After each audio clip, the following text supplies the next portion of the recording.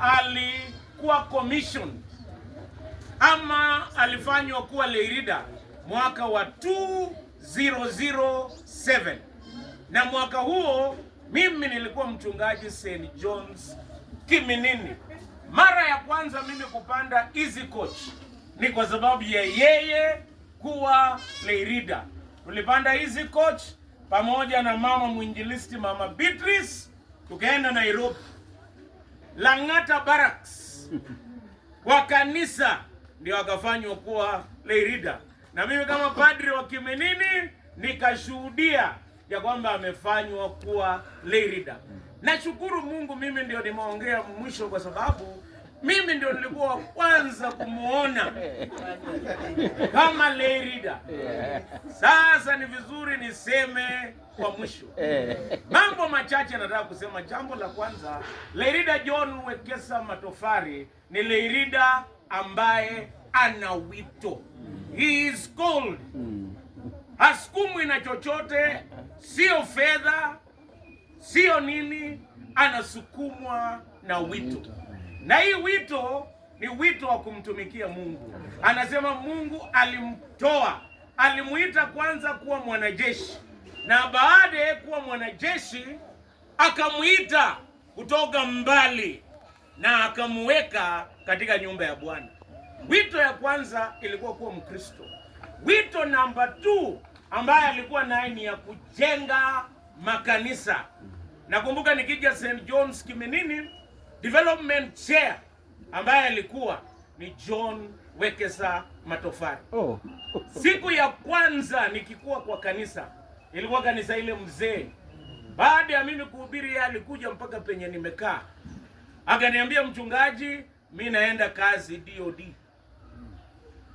Akaniambia utanijua, lakini akasema utatusaidia kujenga kanisa. Na yeye akaenda.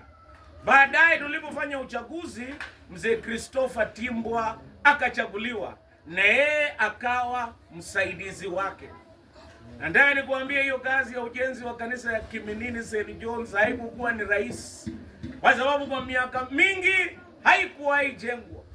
Na tulipoanza mara ya kwanza, harambee ya kwanza tulipata 10,000. Mimi nilikuwa mgeni wa heshima, nilitoa 2,000. Mwingine moja ikafika 10,000. Baadaye tukafanya ya pili tukapata 2,000. Mama Beatrice ndio alikuwa alikuwa vice chair wake mbeleni. Baadaye ndio mzee Christopher Timbo akashika. Baada ya hiyo harambee tukapata 30,000, ikakuwa 60. Tukaenda kufungua account. Mrs. Namsas akitusaidia kama treasurer general. Mwishowe tukagawa. Mrs. Watenge akakuwa treasurer wa development. Christopher Timbwa akawa chairman. Lakini nataka nikwambie wito ambaye mzee Matofari yako naye ni ya kujenga kanisa. Yeye kama development chair alitusaidia huko na kanisa, na mimi nikapata neema kuwa mchungaji kutokea kanisa breaking the ground mpaka consecration, na nikakaa siku 12 nikaenda zangu. Hata sijawahi rudi tena kuhubiri kwa hiyo kanisa, lakini nilimaliza sehemu yangu. Huyu mzee mtumishi wa Mungu, yeye ni mtu wa wito. He is called. Number 2, he is committed. Yeye anajitolea. Tulipeana meza ya Bwana na yeye kila pahali hapa. Bora akikuja leave na ni 25th, tunaanzia Kiminini, tunaenda Baraton, yeye bado wako na mimi Wehonye, tunamalizia wapi? Na Biswa. Kama ni 23 akikuja, tulikuwa tunaanzia Kikwamet, Sihendu, Makani. Siku ya pili tunaenda Muungano, Matunda, Lukos. Na hivyo ndio vile mambo ilikuwa. Hakuwahi lalamika. Tukaenda mpaka Uganda siku moja. Tukafika hapa saa 6 ya usiku.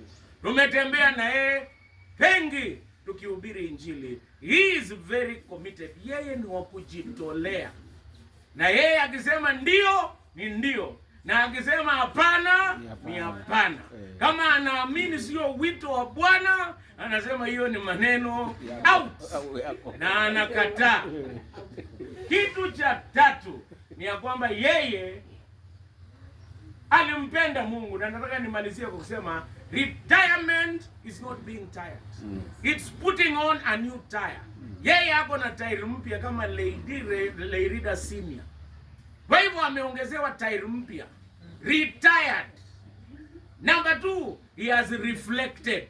Yeye ana wakati wa kutafakari na kufikiri. Hata siku hizi akiongea neno la Mungu, unaona anaongeza uzito. He has reflected. Number 3, yeye kwa retirement yake ninajua ataongeza, he will be recharged to do more and other passions. Maombi ambayo namuombea nikienda kuketi chini ni maombi ya Yabesi.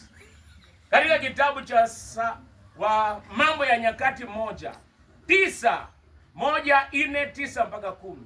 Biblia inasema, na Yabesi alikuwa ni mtu wa kipekee.